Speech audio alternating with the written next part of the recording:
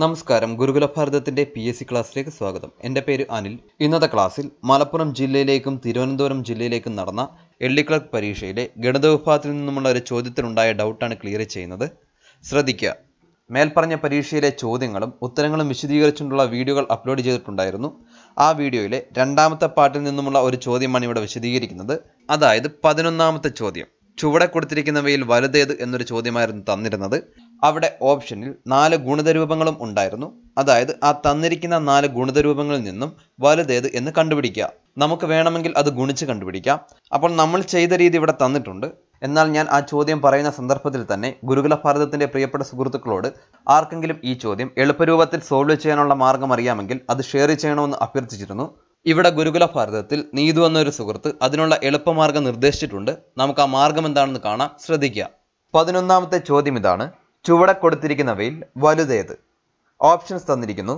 Option A 25 × 75, option B 22 × 78, option C 76 × 24, option D 74 × 26. ആദ്യം നമ്മൾ option A എടുക്കുക.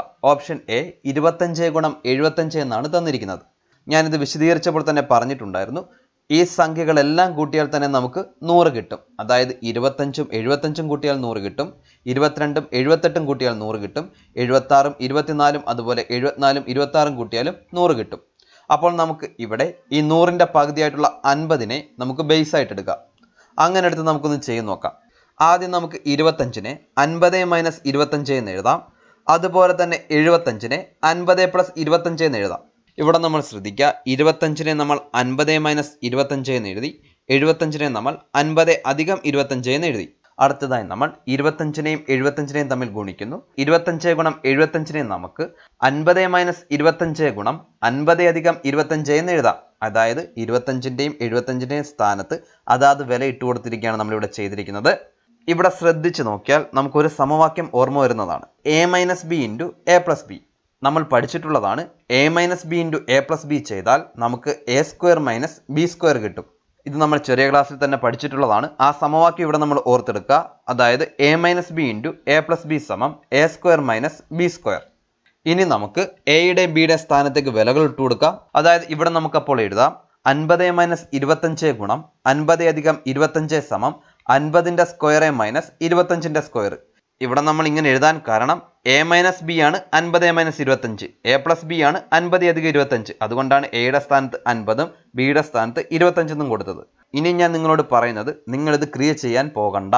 അതായത് 50² - 25² എന്ന് എഴുതി വെച്ചാൽ മാത്രം മതി. അതായത് നമ്മൾ അടുത്തതായിട്ട് ഓപ്ഷൻ ബിയെയും ഇതേ രീതിയിൽ തന്നെ എടുത്ത് ചെയ്യുക. അതായത് 22നെ നമുക്ക് 50 - 28 എന്ന് എഴുതാം.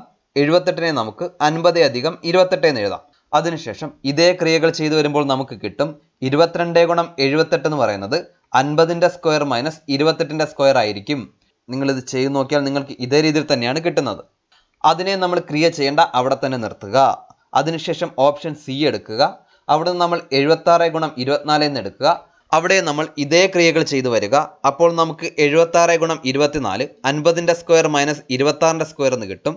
അടുത്തതായിട്ട് നമ്മൾ ഓപ്ഷൻ ഡി 74 × 26 എടുക്കുക.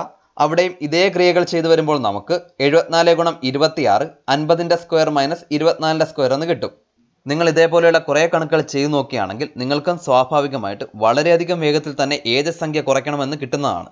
അങ്ങനെ നമുക്ക് ഇവിടെ 25 × 75 50ന്റെ സ്ക്വയർ - 25ന്റെ സ്ക്വയർ എന്ന് കിട്ടി. 22 × 78 എന്ന് പറയുന്നത് 50ന്റെ സ്ക്വയർ - 28ന്റെ സ്ക്വയർ ആണെന്ന് കിട്ടി. 76 × 24 50ന്റെ സ്ക്വയർ - 26ന്റെ സ്ക്വയർ ആണെന്ന് കിട്ടി. 74 × 26 50ന്റെ സ്ക്വയർ - 24ന്റെ സ്ക്വയർ ആണെന്ന് കിട്ടി. ഇവിടെ ഞാൻ പറഞ്ഞായിരുന്നു ക്രിയ ചെയ്ത് നോക്കണ്ട. കാരണം നമ്മൾ ക്രിയ ചെയ്യാൻ പോയാൽ നമുക്ക് വളരെയധികം സമയം എടുക്കേണ്ടി വരുന്നതാണ്. അതുകൊണ്ട് തന്നെ നമ്മൾ ഇവിടെ നോക്കണം, 50ന്റെ സ്ക്വയറിൽ നിന്നും ഏതിൻ്റെ സ്ക്വയർ കുറച്ചാലാണ് നമുക്ക് വലിയ സംഖ്യ കിട്ടുന്നത്. അതായത് നമ്മൾ നോക്കണം, 50ന്റെ സ്ക്വയറിൽ നിന്നും 25ന്റെ സ്ക്വയർ കുറച്ചാലാണോ നമുക്ക് വലുത് കിട്ടുന്നത്, 26ന്റെ സ്ക്വയർ കുറച്ചാലാണോ വലുത് കിട്ടുന്നത്, 28ന്റെ സ്ക്വയർ കുറച്ചാലാണോ വലുത് കിട്ടുന്നത്, അതോ 24ന്റെ സ്ക്വയർ കുറച്ചാലാണോ വലുത് കിട്ടുന്നത് എന്ന് നോക്കണം. ഇവിടെ നമുക്ക് മനസ്സിലാകും 24 ആണ് ചെറിയ സംഖ്യ. സ്വാഭാവികമായിട്ടും 50ന്റെ സ്ക്വയറിൽ നിന്നും ചെറിയ സംഖ്യ കുറച്ചാലല്ലേ നമുക്ക് ഉത്തരത്തിൽ വലിയ സംഖ്യ കിട്ടൂ. ഇവിടെ നിങ്ങൾ ശ്രദ്ധിച്ച് നോക്കുക, നിങ്ങൾക്ക് വ്യക്തമായി തന്നെ മനസ്സിലാകും. കാരണം 24 ചെറിയ സംഖ്യ, അതുകൊണ്ടാണ് ഞാൻ അങ്ങനെ പറഞ്ഞത്. നിങ്ങൾ ക്രിയ ചെയ്ത് സമയം കളയണ്ട, ഒറ്റ നോട്ടത്തിൽ തന്നെ നിങ്ങൾക്ക് ഇവിടുന്ന് ഉത്തരത്തിലേക്ക് എത്തിച്ചേരാൻ സാധിക്കുന്നതാണ്. അതിനാണ് നമ്മൾ ഷോർട്ട് കട്ടുകൾ പഠിച്ചിരിക്കുന്നത് തന്നെ. അപ്പോൾ നിങ്ങൾക്ക് ഏത് സംഖ്യ വന്നാലും ഇതേ രീതിയിൽ തന്നെ ചെയ്തു നോക്കാൻ സാധിക്കുന്നതാണ്. നമ്മളവിടെ നോക്കണം എല്ലാത്തിൻ്റെയും തുകകൾ തമ്മിൽ എന്തെങ്കിലും സാമ്യമുണ്ടോ. അപ്പോൾ നിങ്ങൾക്ക് ഈ രീതിയിൽ വളരെ വേഗത്തിൽ തന്നെ നന്നായി ചെയ്യാൻ സാധിക്കുന്നതാണ്.